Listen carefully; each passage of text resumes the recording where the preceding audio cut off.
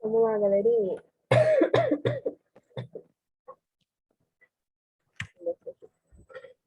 Vocês estão me ouvindo certinho? Sim. Aqui está meio baixo.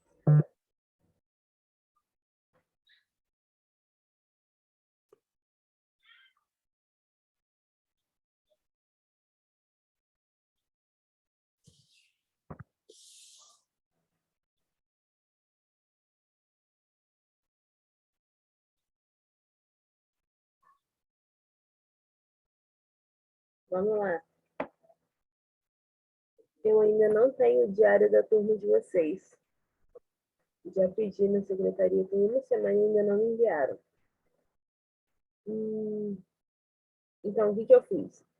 Eu anotei o nome de todo mundo que me mandou o trabalho, para eu não perder o controle, para não ficar acumulado depois. Eu já corrigi o trabalho de quem me enviou. Então, quem quiser saber a sua nota depois, só me mandar uma mensagem no WhatsApp, tá bom? A turma de vocês tem quantos alunos? 20 alguma coisa, né?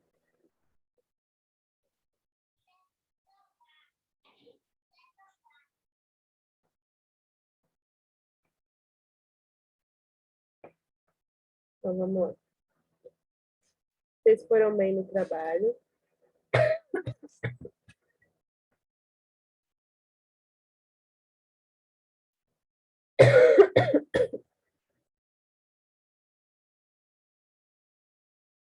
Alguém tem alguma dúvida sobre o trabalho?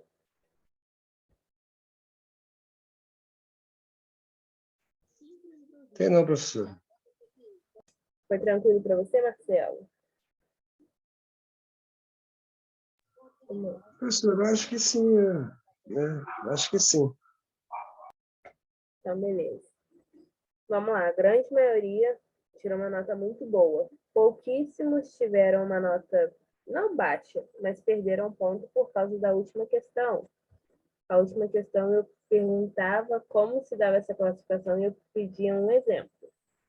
Como a questão inteira valia 2 pontos, quem não me deu os exemplos, eu descontei 1 ponto. Mas de resto, vocês foram bem. O que eu queria com esse trabalho? No primeiro momento, saber se vocês entendiam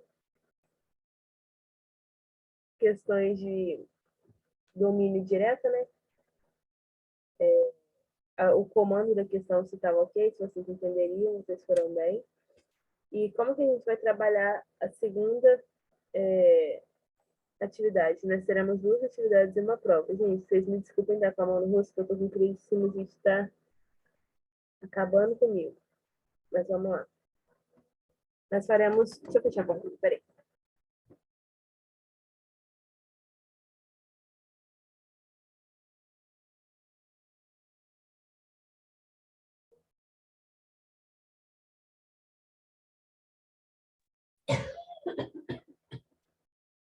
O que nós faremos? 2 atividades valendo ponto e uma avaliação. De primeiro momento, essa atividade era para eu reconhecer a forma como vocês escrevem, se vocês conseguiam se situar no material, se vocês entendiam os comandos diretos das questões, até aí ok. Os próximos tópicos que nós vamos trabalhar a partir de hoje são tópicos mais contextuais. Eles precisam de uma interpretação, digamos assim, maior. Então, a próxima questão, a próxima atividade, terá mais questões discursivas, questões de interpretação, questões onde eu posso analisar de uma maneira mais prática a linguagem de vocês. Como a gente não está aqui numa aula presencial, né? Como o nosso campo de trabalho é diferente, nossa zona de trabalho é diferente, porque eu não tenho uma ligação direta com vocês durante algumas horas seguidas, e a gente pode debater, igual eu normalmente faço na aula presencial, é a única forma que eu vou ter de avaliar vocês, saber se vocês estão entendendo a nossa disciplina. Mas, para primeiro momento, para o primeiro trabalho, vocês foram muito bem, as notas foram muito boas, muito melhor do que eu esperado. Digo até que dos 20 alunos, 19, 20 alunos que me enviaram, 1, 2, 3, 4, só 5 não tiraram a nota máxima, por causa da última questão, provavelmente, que não exemplificaram com todos os exemplos, todas as classificações, mas de resto vocês foram bem. Como vocês não têm dúvidas sobre esse trabalho, como todo mundo que me enviou foi bem, e acho eu que a grande maioria da turma, porque eu não tenho controle diário, não sei quantos alunos são ainda, a gente vai dar continuidade nos nossos tópicos hoje, ok?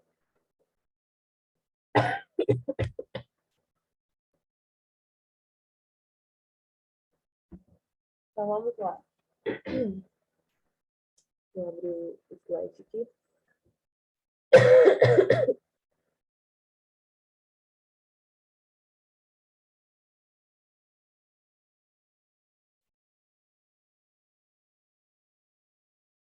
Vamos lá.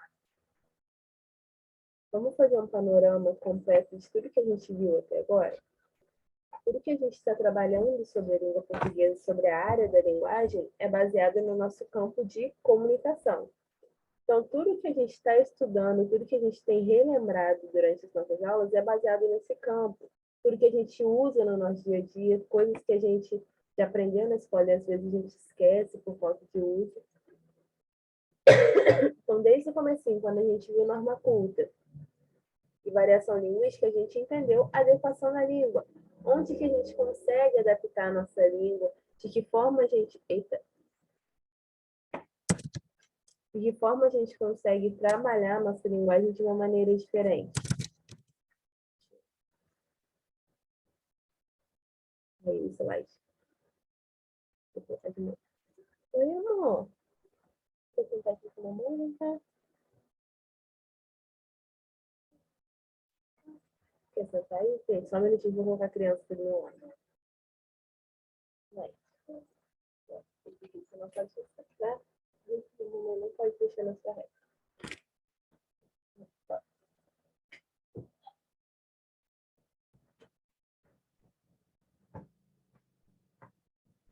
Então, vamos lá. Tudo que a gente vem estudando nas nossas aulas segue uma linha muito tênue e muito prática, que a gente às vezes não percebe no nosso dia a dia. Quando a gente começou lá atrás com norma culta e variedade, a gente viu as formas diferentes que a gente tem de falar.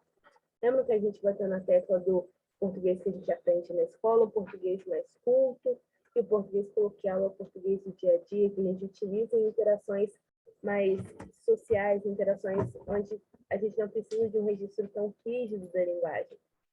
A gente passou depois da morfologia. Por que que a gente aprende artigo, numeral, pronome, substantivo, verbo? Para a gente saber que cada palavra tem a sua particularidade. Cada particularidade dessa pode modificar o sentido da frase, pode modificar, pode nos dar ambiguidades. Logo depois a gente foi para a ortografia. Por quê? Porque a gente aprende sobre a estrutura para depois a gente começar a trabalhar o significado do conjunto, né? Do texto, de escrever bem. Vamos lá. E a gente parou em pontuação, porque desde a primeira aula a gente está falando sobre a importância que a gente dá para a língua falada e para a língua escrita. Qual a diferença? A língua falada ela é menos rígida, ela é mais espontânea, ela não precisa de uma ordenação, ela não precisa ser totalmente estruturada. A língua escrita precisa dar conta de tudo que ela precisa falar. Se na língua falada eu consigo inferir tom de voz, feição, expressão corporal, expressão gestual, mímicas, na língua escrita não. Então, como que a gente passa essas nuances para a língua escrita? Através da pontuação. Tudo que a gente vem aprendendo vem seguindo uma linha cronológica muito básica. É basicamente uma revisão de tudo aquilo que a gente aprendeu na nossa vida escolar. Quando a gente aprende a falar, a gente não aprende por repetição, babá, bebê, bubu, mumu, e a gente assim vai formando o nosso leque, né? Vai criando o nosso leque discursivo. Quando a gente entra na escola, o que a gente aprende primeiro? Vogais, depois consoantes, a gente coloca consoante com a vogal para fazer um som, depois a gente forma pequenas palavras, casa, teto, bola, peão, e a partir disso a gente vai aumentando o nosso leque de escrita, nosso leque discursivo. Por que a gente trabalha a língua portuguesa e a arte da linguagem assim? Porque o nosso cérebro ele é pré-programado a trabalhar por etapas. Ninguém trabalha com uma criança física quântica ou forma de Bhaskara na primeira série. Por quê? Porque é exigido um conhecimento básico antes que a gente aprenda uma outra área que é um pouco mais difícil, mais problemática. Com a nossa linguagem é a mesma coisa. Mesmo que nós não saibamos ao pé da letra matemática, física, química, biologia, mesmo que tenhamos assuntos no nosso dia a dia que fazem alusão a isso, a linguagem é a única coisa que a gente trabalha iminentemente a partir do momento que a gente nasce. Eu não sei se eu comentei com vocês, mas já fizeram uns estudos de crianças que nasceram e ficavam numa incubadorazinha. E elas não tinham uma relação de comunicação com ninguém. Então, qual que era o objetivo desse estudo? Saber a importância da linguagem, dessa comunicação, desse afeto. E essas crianças só eram tratadas. Literalmente, alguém entrava, dava alguma coisa para elas mamarem e saía. E essas crianças não evoluíam. Essas crianças ficaram definhadas, raquíticas, e com o tempo elas não conseguiram continuar, né, o ápice da vida, porque elas não tinham essa parte de comunicar. Por que eu estou falando isso? Nós somos seres que foram projetados para manter a comunicação. A partir do momento que a gente entende que a nossa comunicação é essencial na nossa vida, a gente entende a importância que a gente precisa dar para essa área da nossa linguagem, para essa área, para esse aspecto que a gente leva no nosso dia a dia. Eu comentei com vocês, a gente não fala um com o outro, entre amigos, entre familiares, da mesma forma que a gente fala com o chefe, que a gente falaria com um policial, com uma pessoa hierarquicamente maior do que a gente. Porque nós sabemos que precisamos adaptar a nossa linguagem. Lembra daquelas regrinhas de etiqueta que a gente costumava aprender quando era criança? Minha avó tentou me ensinar que eu deveria chegar na casa da pessoa e pedir um copinho de água, era um copinho pequenininho, e eu tinha dificuldade de fazer isso. Eu preferia ficar com sede do que pedir, porque eu não conseguia, na minha mente, entender como que eu falaria para a pessoa que eu só queria um pouquinho de água. A criança tem uma certa dificuldade de manter um diálogo, né?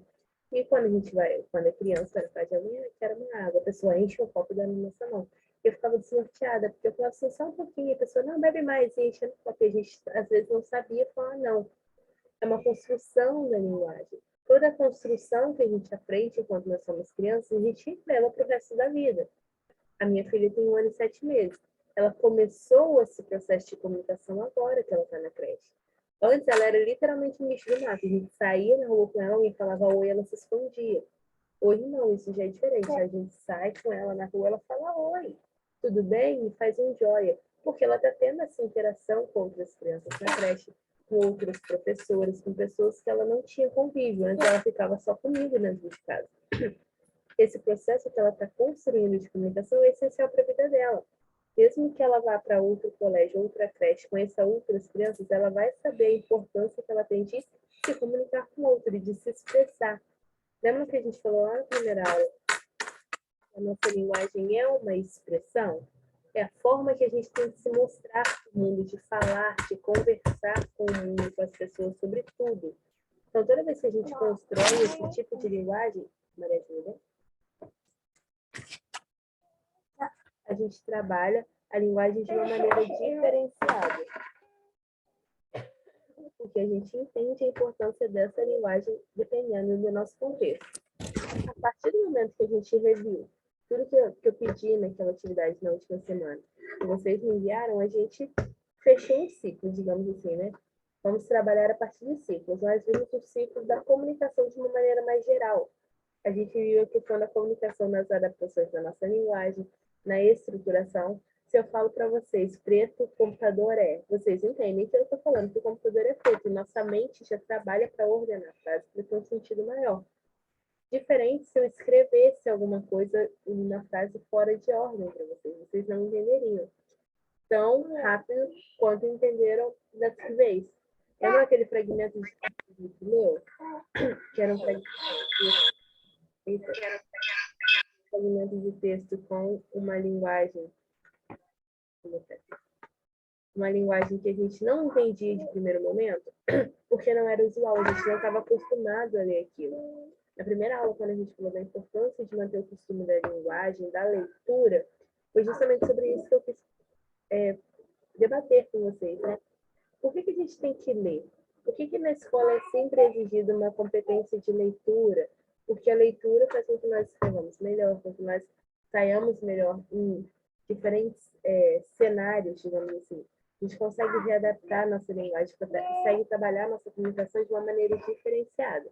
A partir do momento que a gente entende a importância de trabalhar e de saber usar a pontuação, de saber ordenar a frase corretamente, a gente entende o sentido do texto na sua totalidade. Só que existem algumas expressões, algumas palavras que a gente não tem muito costume de usar. Talvez na hora da construção textual a gente tenha alguma dúvida, porque ou a gente não tem costume, ou a gente não leu, não entende o significado. Algumas a gente usa no dia a dia, às vezes a gente nem percebe, mas que na hora de mandar uma mensagem, de produzir um texto, às vezes dá um branco. Hoje a gente vai trabalhar esses tipos de expressões. Que expressões são essas? A gente chama no campo da linguagem de expressões problemáticas. São expressões que geralmente a gente tem dúvida na hora de construir um texto. Porque existem algumas palavras que têm a sua grafia parecida, têm o som parecido, mas o significado é diferente. Onde que a gente aprende sobre essas nuances no campo da linguagem? Na sintaxe de concordância, que é a parte mais importante da oração. Esse ordenamento, esse encadeamento das palavras faz com que o sentido mude. E qual é o objetivo do texto? A gente precisa entender o objetivo do texto para entender o sentido que aquela expressão faz ali. Desde a primeira aula, a gente está falando sobre o fato de elaborar um discurso coeso, um discurso completo, que seja claro para ambos, né? Tanto para quem fala quanto para quem ouve. Por quê? Porque esse discurso essa alta produção de discurso, esse discurso positivamente elaborado, é o que vai fazer com que a nossa fala, com o sentido de tudo que a gente está falando, seja ok, seja um sentido completo. Hoje a gente vai ver esses tipos de expressões. São expressões que às vezes a gente não conhece, a gente não usa. E aí a gente pode ou escrever errado numa questão, ou às vezes se colocar de uma maneira errônea, porque a gente não tem o costume de usar esse tipo de expressão. Antes da gente entrar propriamente nas expressões, a gente vai dar uma revisada nos homônimos e parônimos. O que são os homônimos e parônimos? São termos que fazem parte do estudo da semântica, o estudo do significado das palavras. Nos homônimos, a gente tem as palavras que têm a mesma pronúncia ou a mesma escrita e significados diferentes. Nos parônimos, a gente tem as palavras que são parecidas. Elas são ali, uma pertinho da outra. Você quer descer, amor?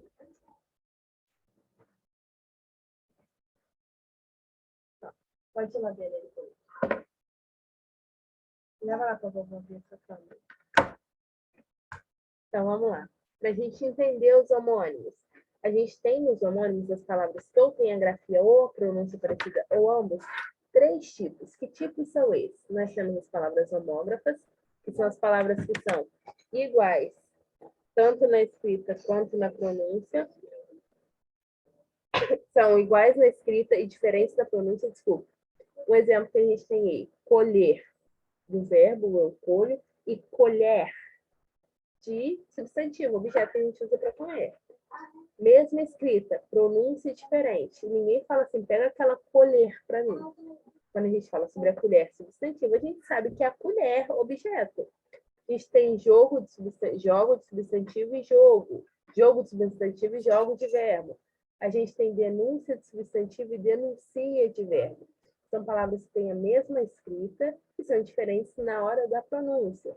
Nós temos as palavras homófonas, que são as que são iguais na pronúncia e diferentes na escrita.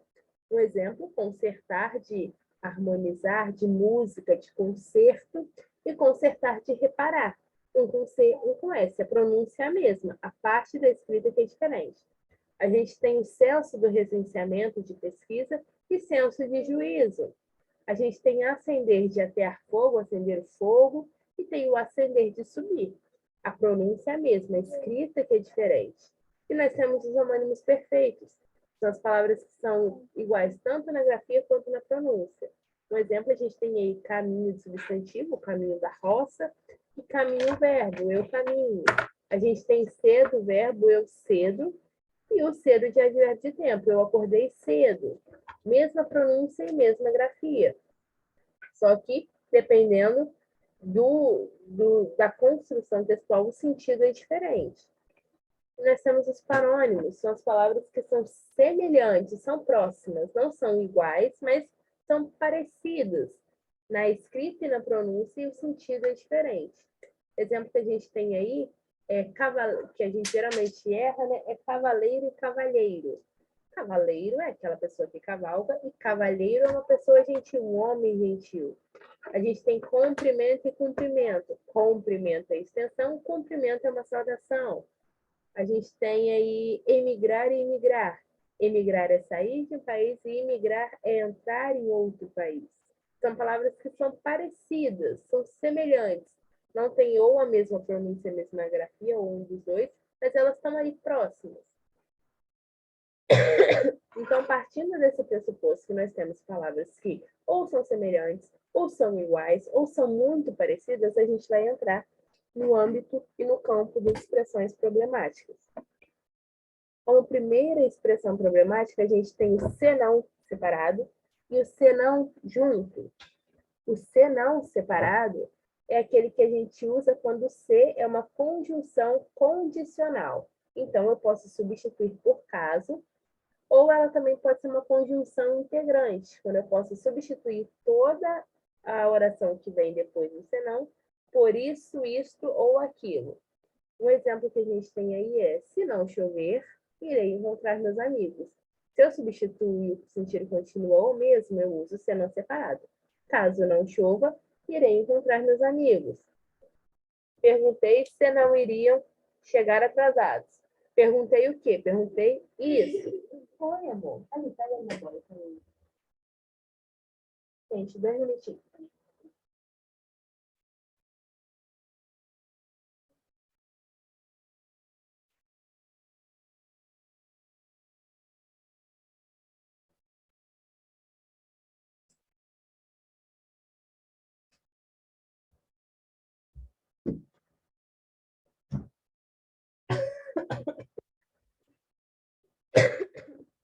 Outra expressão problemática que a gente também tem aí é o senão junto.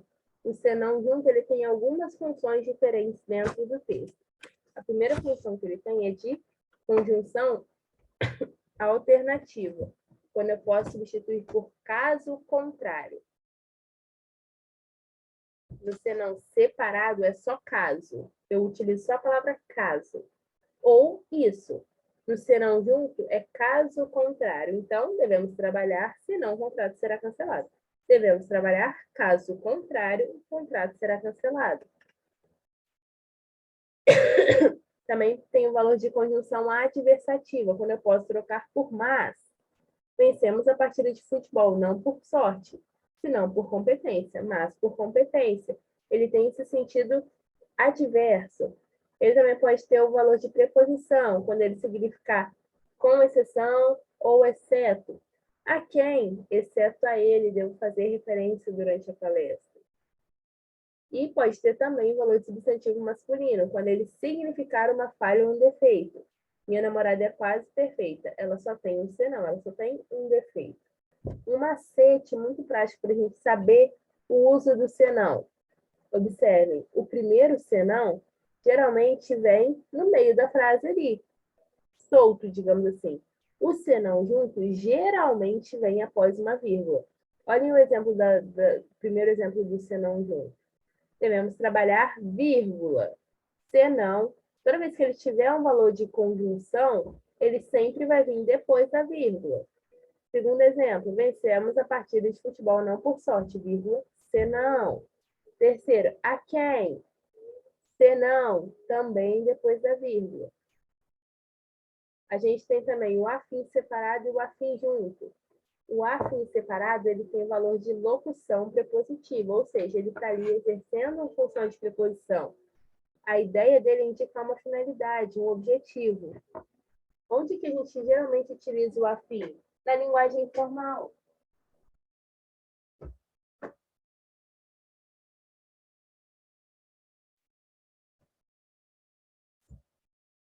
quer indicar que a gente está afim de uma pessoa, interessado em uma pessoa. Quando a gente fala sobre estar afim, interessado por uma pessoa, é o afim separado, porque ele tem esse valor de preposição. Ela também pode ser substituída por para. Um exemplo, saiu da escola a fim de encontrar os amigos no clube. Saiu da escola para encontrar os amigos no clube. A finalidade, o objetivo dela ter saído da escola foi para encontrar os amigos. Você está a fim de procurar um emprego? Olhem aí como, mesmo que na linguagem informal, a gente consegue trazer o afim separado com essa ideia de estar interessado, estar disposto, também para um campo semântico diferente. Você está disposto a procurar um novo emprego? Então, quando eu falo sobre estar disposto ou uma ideia de finalidade, ou quando eu posso substituir por para, eu uso o afim separado. O afim junto, ele significa algo igual ou semelhante. Aí, nesse caso, ele é um substantivo masculino que indica algo que está ali no mesmo grupo, pertencente ao mesmo grupo. Ele está diretamente relacionado a essa ideia de proximidade. Então, eu consigo flexionar ele de acordo com o texto. Tiveram atitudes afins quando discutiram o caso do aluno reprovado. Tiveram atitudes semelhantes, atitudes iguais, enquanto discutiram o caso do aluno reprovado. São pessoas de espíritos afins, são pessoas de espíritos próximos, semelhantes, iguais. Quando ele der essa ideia de ser algo igual ou algo semelhante, aí eu uso afim junto. Uma expressão que a gente geralmente erra, mas que a gente aprende na escola esse macetinho, né? Que é o mal com U e mal com L. O mal com U, a gente aprende na escola, que eu posso substituir por bom. Se o sentido ficar ok, eu utilizo o mal com U. O mal com L eu substituo por bem. Se mantiver o mesmo sentido, estou substituindo correto. Para a gente entrar num campo mais específico, toda vez que a gente usa o mal com U, a gente está tratando de um adjetivo que significa algo ruim, algo de má índole. Por isso, ele se opõe a bom. E é o único que tem uma forma feminina, que é o má. O mal com L não tem uma forma feminina. Então, na frase, trata-se de um mau elemento porque distorce as verdades. Se eu substituir e continuar com o sentido, aí eu estou utilizando o mal com U.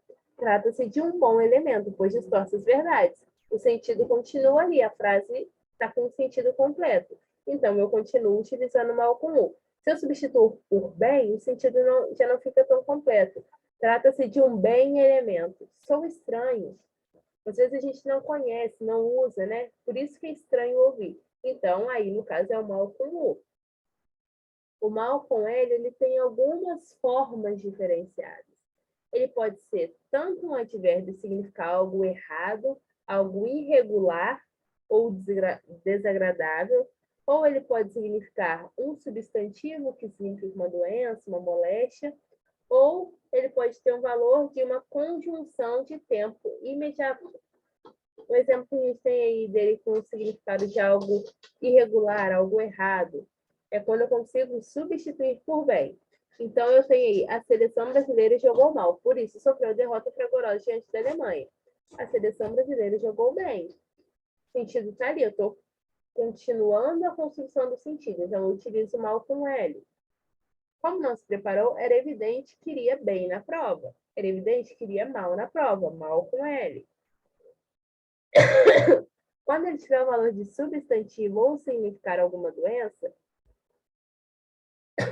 ou aquilo que é prejudicial, a gente também utiliza o mal com L. A dengue é um mal que tem assombrado muitos estados brasileiros. Essa dengue que está sendo falada é a doença da dengue. Então, se significa uma doença, mal com L.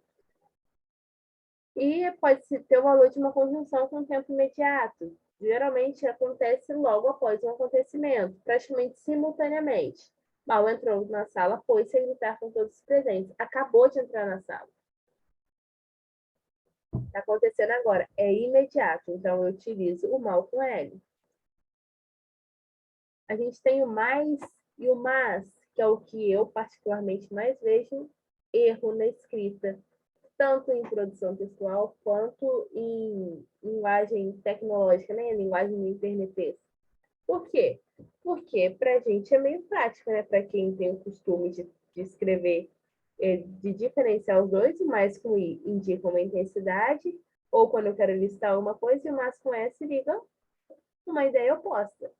Então, o mais com I, ele está ali para se opor ao menos. É um dos países mais miseráveis do planeta. Eu estou indicando a intensidade. Ele não é qualquer país, ele é um dos mais miseráveis. Ele foi um garoto que mais tentou. Ainda assim, não conseguiu vencer o desafio. Ele foi o garoto que tentou com maior intensidade. Então, é o mais com I. O mas só liga a ideia oposta. Ele pode ser substituído por porém, contudo e entretanto.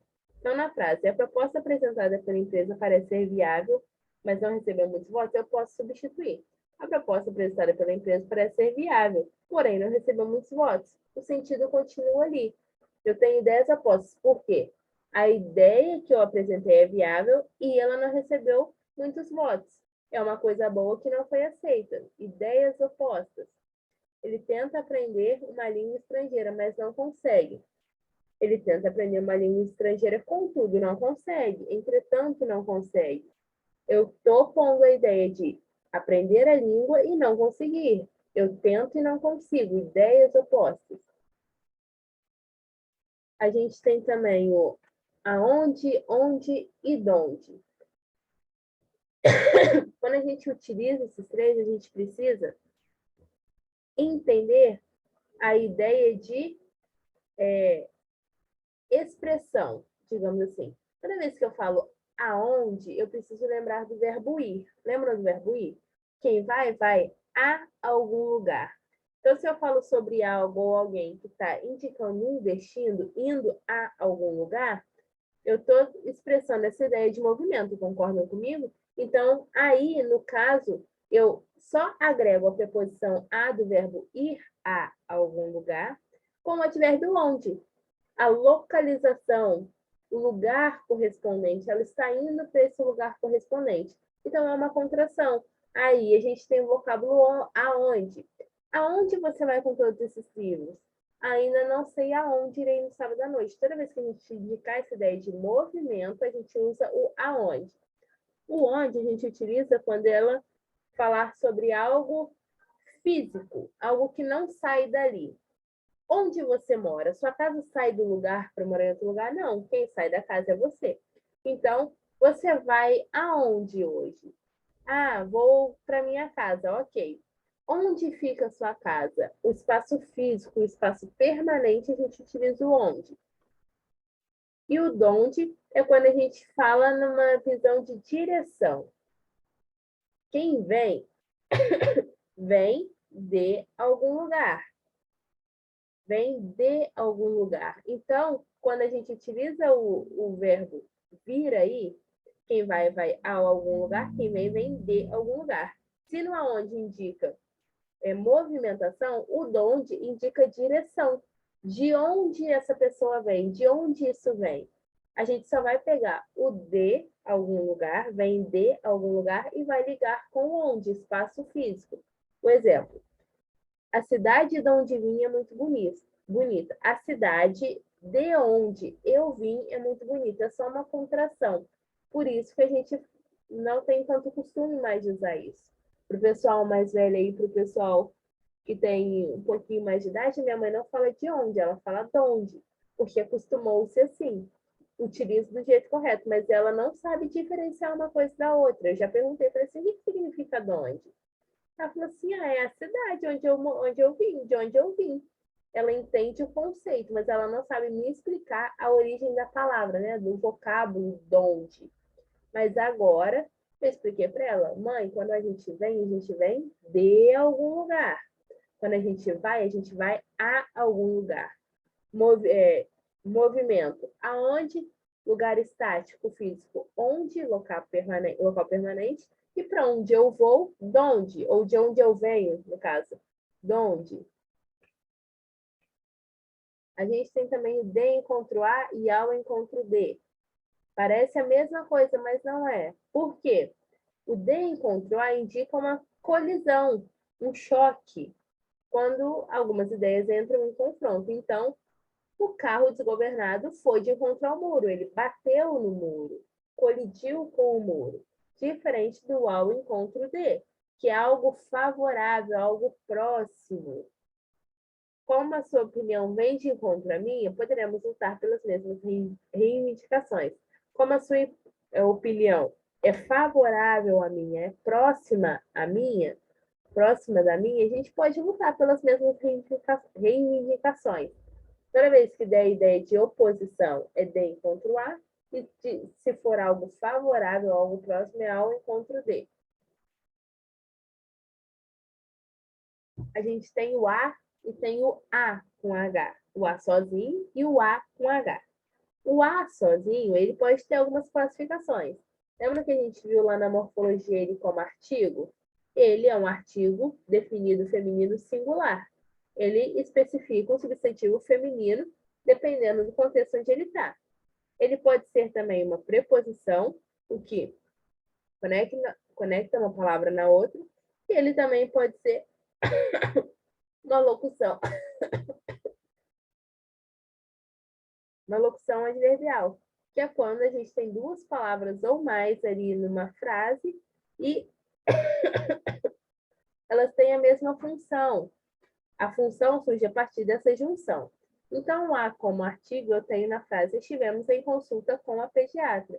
Estivemos em consulta com a pediatra. Eu estou especificando que é a médica de criança.